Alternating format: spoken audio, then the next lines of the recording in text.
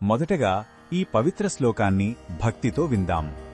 అవాచ్య వాదాంశ్చ బహున్ వదిష్యంతి తవాహితాః నిందంతస్తవ సామర్థ్యం తతో దుఃఖతరం నుకిం.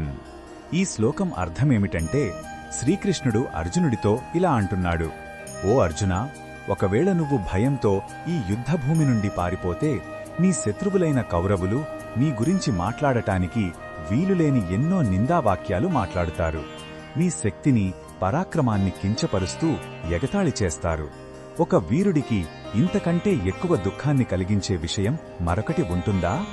ఈ శ్లోకంలో ఉన్న భావం మనకు ఏమి చెబుతుందంటే, ఒక యోధుడికి లేదా ఆత్మగౌరవం ఉన్న ఏ మనిషికైనా అపకీర్తి, మరణం కంటే ఎక్కువ బాధను కలిగిస్తుంది.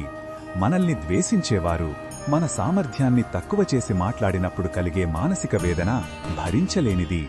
భౌతిక గాయాల కన్నా మాటల తూటాలు ఎంతో లోతైన గాయాన్ని చేస్తాయని, అది ఒకరి ఆత్మవిశ్వాసాన్ని నాశనం చేస్తుందని ఈ శ్లోకం హెచ్చరిస్తుంది.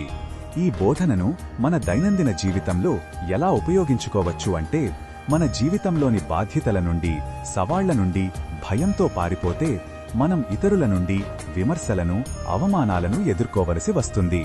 అలా పారిపోయి నిందలు పడటం కంటే ధైర్యంగా మన కర్తవ్యాన్ని నిర్వర్తించడమే ఉత్తమం.